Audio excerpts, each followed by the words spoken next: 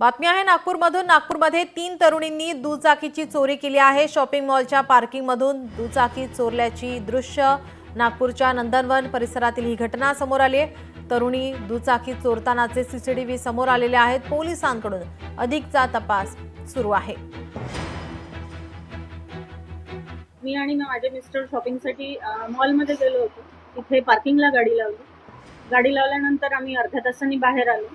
बाहेर आल्यानंतर गाडी मला काही माझी जागेवर मिळाली नाही।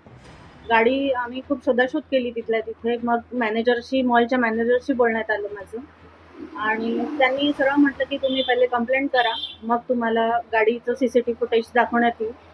आणि मग पोलीस आले। पोलिसांनी आम्ही फुटेज चेक केलं। गाडी ॲक्च्युली माझी मुलींनी नेली, आणि मुली तिघी जणी होत्या एका गाडीवर आलेल्या, आणि 2 मुलींनी माझी गाडी चोरून नेली। हे क्लिअर त्याच्यात फुटेजमध्ये दिसून येत होतं। लोकशाही मराठी ऐका, पहा, जागरूक रहा।